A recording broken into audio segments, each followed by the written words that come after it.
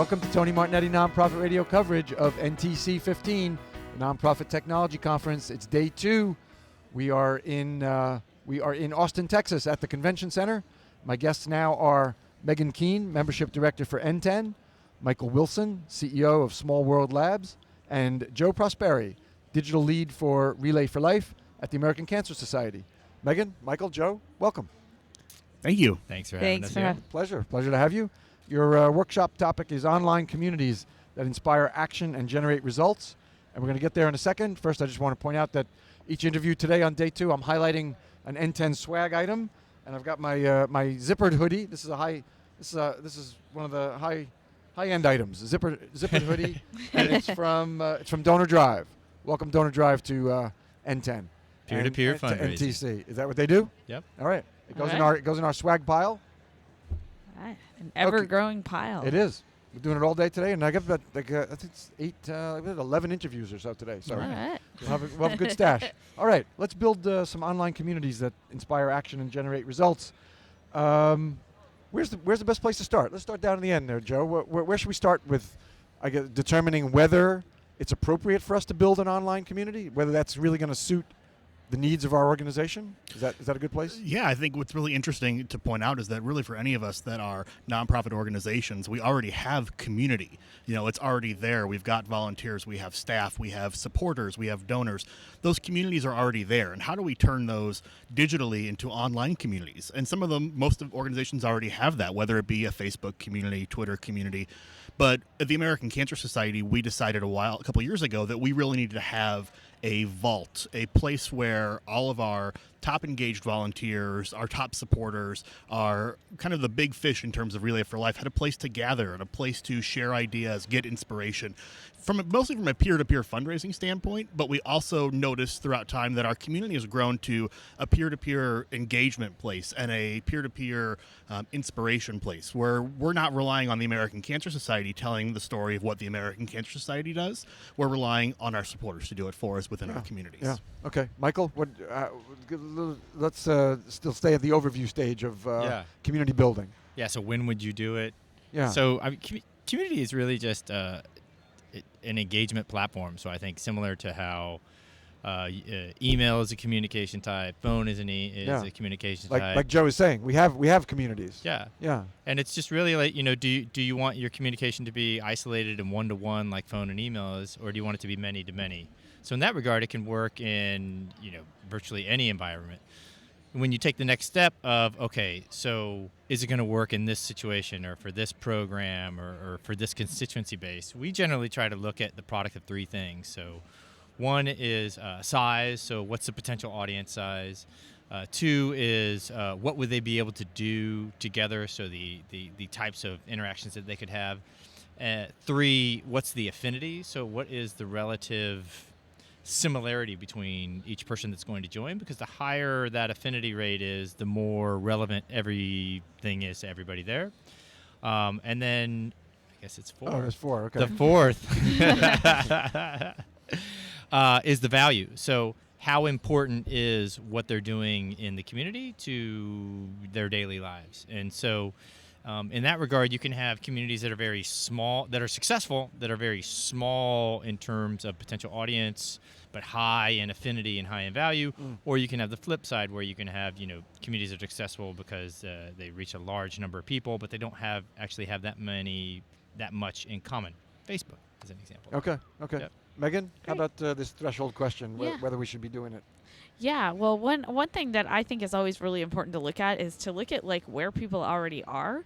Go do a little bit of hunting and kind of see like, okay, who are the people you're trying to reach? What platforms are they already engaging on? And that's a good indicator for you is like, go to where they are already having those conversations, or think about where you'd like to reach them. So just doing a little bit of mapping and kind of seeing like, okay, are there conversations happening, and kind of seeing what the landscape is, and then seeing how do you want to sort of guide that bill, if you will, in terms of whether that's thinking about your having community on your own platform or having some other kind of group channel that would be appropriate. Okay, interesting. Yeah, so I feel like I kind of started in the wrong place, because you all 3 made different points, but one similarity running through is the communities exist in one way or another. We've got them. How robust can they be? How can they be built out? What methods do you want to use for the communications? Okay, well that's cool. I'm happy to stand subtly corrected. Nobody said it explicitly. I'm happy to do it. Okay, where should we go next in this community building topic? What's if we do want to build out and make something special beyond where we are, where do we get started?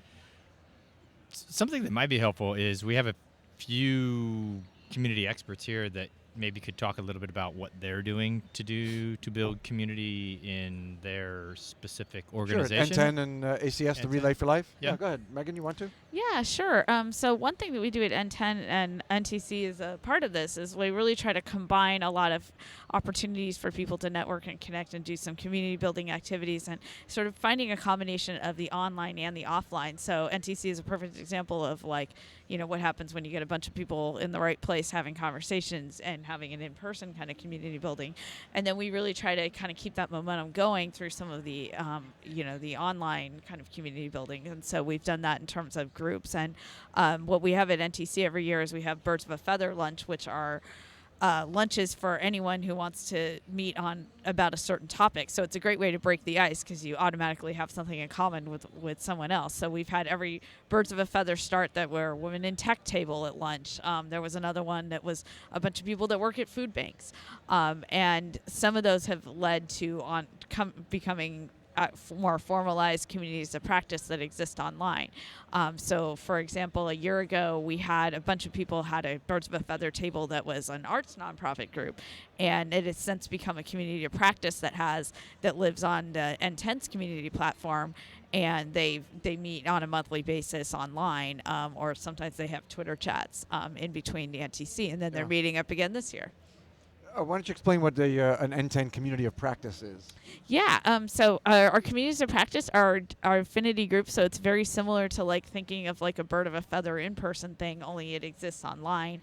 And these groups will have discussions that take place in forums, and usually we'll have some method of kind of connecting, whether that's on a monthly basis, whether that's via a tweet chat, sometimes that's on an online, some kind of conference call with folks, shared notes, documents.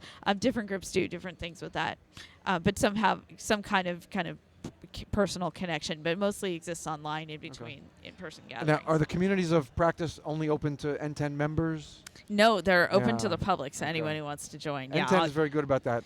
You don't have to be a member. Yeah, any of our community groups, all you need is an email address and a password, and you're good. Excellent. All right, so pretty open-ended community. Yeah, definitely. Right. Very, very welcoming. Yeah, go ahead, please, Joe. The Relay for Life. Yeah, so our online community is called Relay Nation, and it came about really a couple years ago when we realized we didn't have a really great way of taking all of the resources, the inspiration that we felt as an organization we needed to get in the hands of our Relay for Life volunteers nationwide.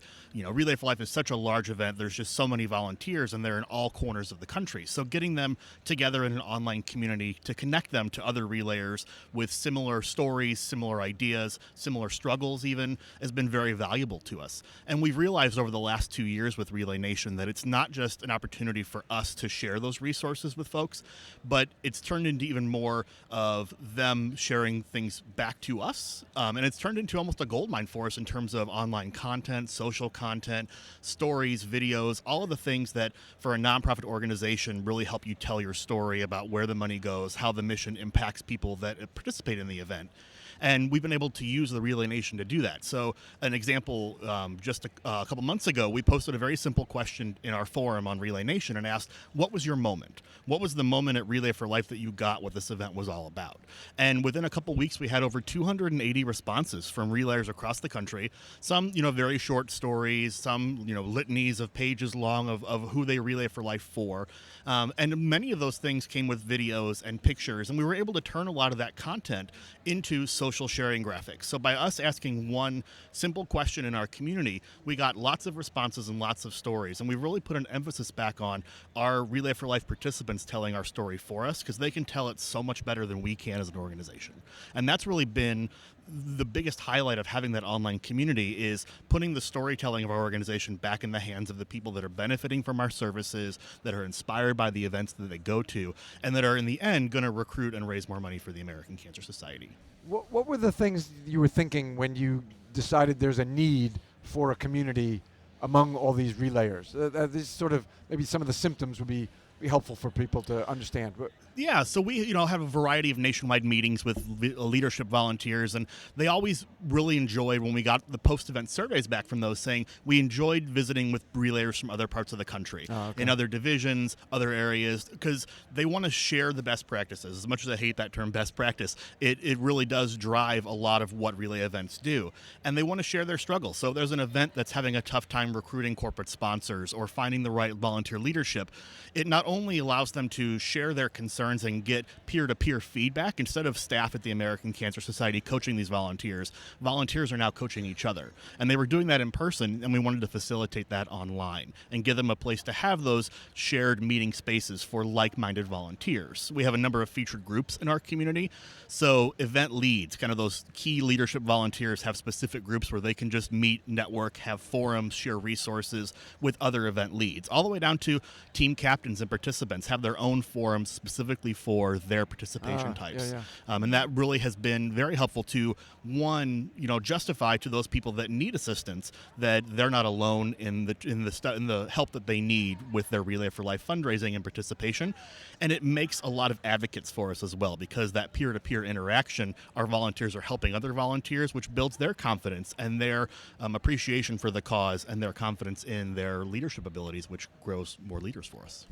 Michael, is that kind of segmentation in a community, and I don't mean that pejoratively at all, but that those kind of divisions where it's peer-to-peer, is that so lots of subsets? Is that important in a community? It is, because when you think about how do you maximize, going back to the value of community, affinity being one, and then purpose, what can you do there?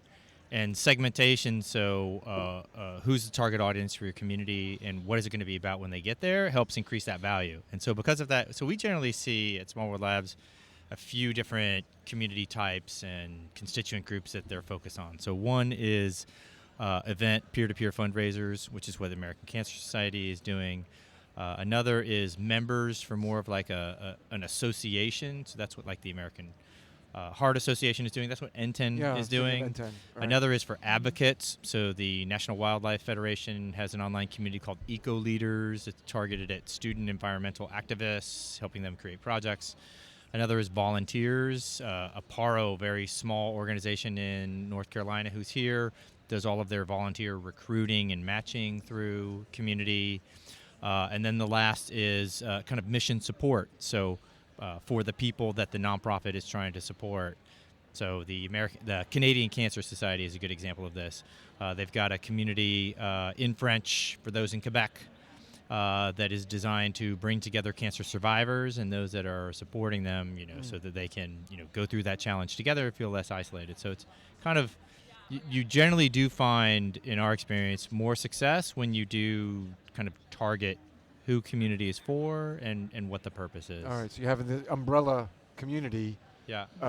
ACS has the nation, but lots of affinity group. Well, built around different things. Yeah. It could be geography. Yeah. Language. But lots of subsets. And even Relay Nation, as that example, that is targeted not for everybody who is on American Cancer Society's email list. That is for people who actually participate in peer-to-peer, for Relay for Life. Right. And so that's one segment. And then below that, Joe was just mentioning, they segmented even more. So the captains, et cetera. There you go. And that's how you just help make it more. And the key there is to make it more relevant and valuable to people, so that they're not just starting from the eternity of all space and how do I find what I'm looking for. Exactly. Right. Yeah. Now, NTEN does a very good job of this and carrying it geographically, but then carrying it to the meetups. tech clubs all over the country. Yeah. And, in fact, internationally. Yeah, absolutely. Yeah. So, similarly, we actually have one discussion group, which is kind of that sort of bigger group that's kind of serving a bigger thing. That's our general discussion list, which is kind of all things nonprofit tech related. But then we have the individual, like on the local level, people organizing the in-person 501 tech clubs that will have monthly meetings, and then they'll have an online space in which to connect in between meetings as well. And then the affinity groups I mentioned. So it's kind of similar to what you were saying as Michael, about the kinds of things that people will connect about, and then how do you kind of narrow in that focus so you have sort of niches above sort of the larger umbrella. What I find very interesting at NTEN and those local clubs is the names are not uniform. The local organization is free to call itself. I mean, it could be Tech for Good, maybe see now I'm on the spot. I can't think of the NYC group. NYC Tech for Good. NYC Tech for Good. You can call yourselves whatever you want.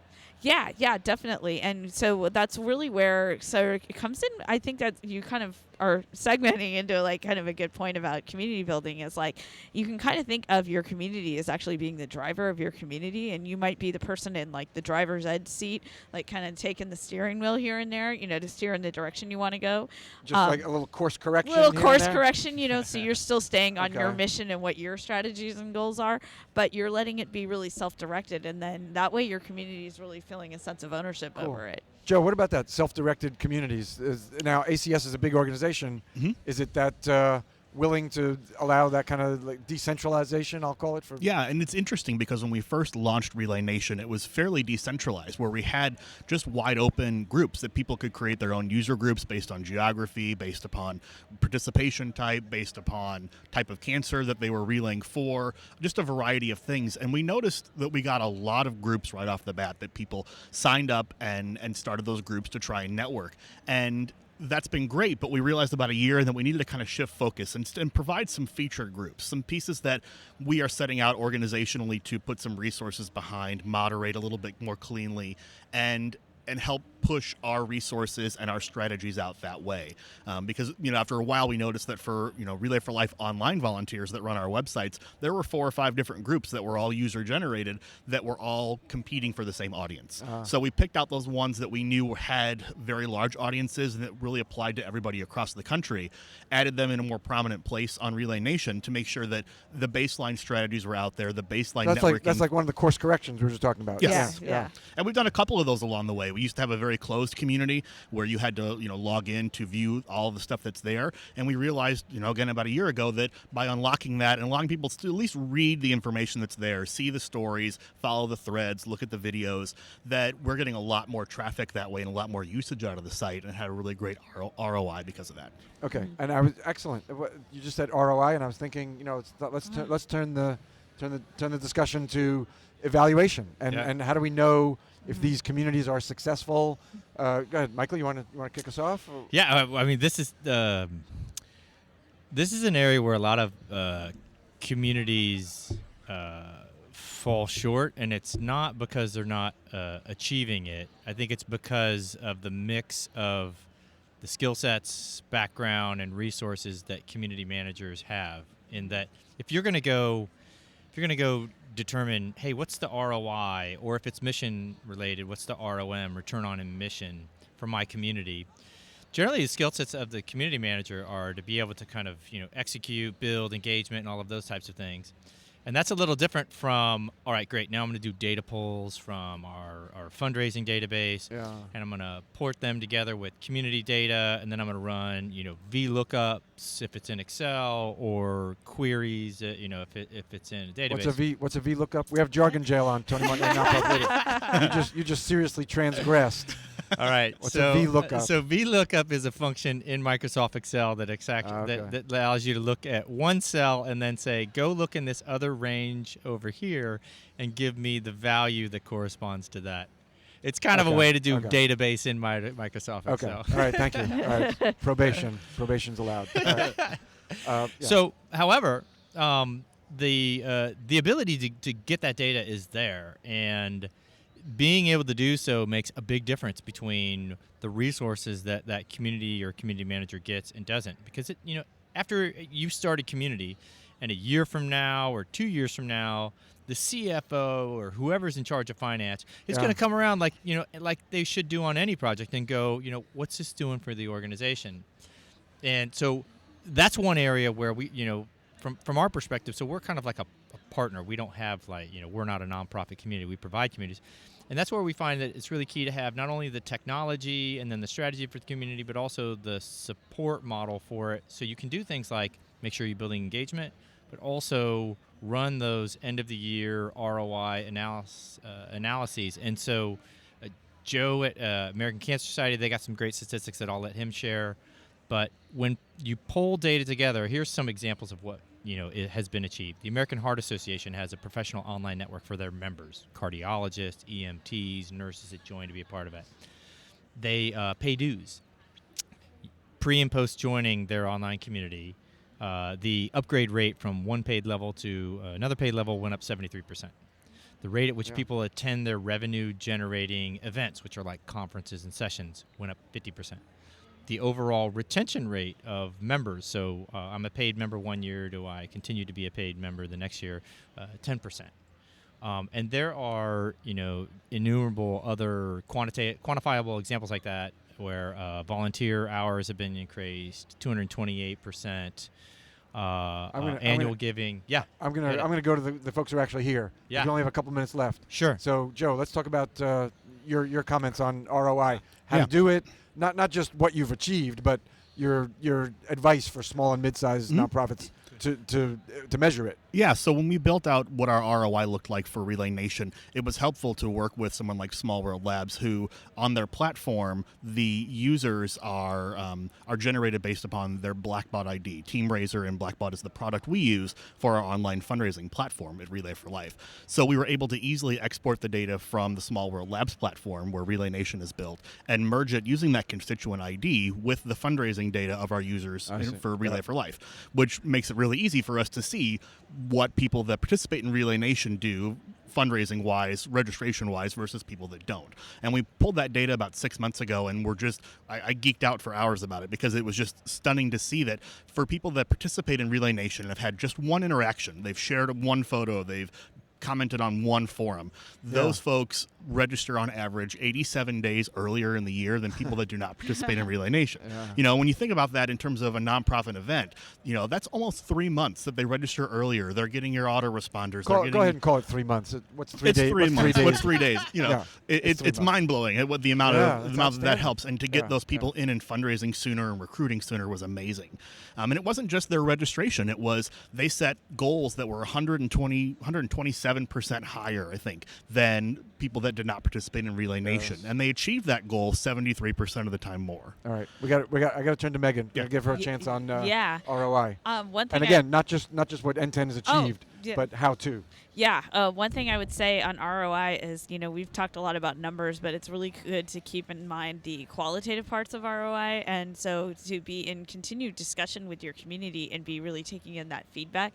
So we survey our community every year in an annual survey, and it's that kind of, so while there's some quantitative feedback that we get from that, we also get a lot of qualitative feedback as well, and that really informs our work and our direction for our programs and our content for the year as well. Okay, excellent. A lot of surveys, just simple surveys. All right, so now we still have a couple minutes because you were so quick. Anything more you want to say? I think I on that particular thing, I think it's important to be, when I said with constantly talking to your community, I think it's also good to not just have it be an annual thing that you're looking at stats like, the CEO wants to know. It's like to be on a continuing basis looking at those numbers and be able to course correct along the way, and just being really nimble about being willing to change and be flexible with that. Okay, we got about another minute or so left. Anybody closing comments on community? Could be. Yeah, I'll jump in real quick, just because I think one of the takeaways I always like to share is when we share these ROI numbers from the American Cancer Society with our fellow staff, we had a long conversation about, well, do you think that Relay Nation is really driving higher fundraising, or do you think that your higher fundraisers just naturally are migrating to Relay Nation because that's what they're doing? Yep. And after a good 20-minute debate, I kind of said, you know what, I really don't care. They're both really great things that we want. We want to provide a space for our highly engaged volunteers to meet and mingle, and we also want to take our less engaged volunteers and drive them to more fundraising, more engagement with us, more recruiting, and be more well-rounded volunteers for Relay for Life. So, I think it's probably a good solid mix of both. So, don't think that necessarily you're driving 800% higher in something. You are going to pull in some of those key people that are going to skew that number up a little bit, but it's also a good thing to provide them the resources that they're obviously seeking. Excellent. Thank you all very much. Thank you. Thank you. They Thanks are a lot. my pleasure. They are Megan Keane, Membership Director for NTEN, Michael Wilson, CEO of Small World Labs, and Joe Prosperi, Digital Lead on Relay for Life at the American Cancer Society. Again, thank you. And thank you for being with Tony Martignetti Nonprofit Radio coverage of NTC 15, the Nonprofit Technology Conference.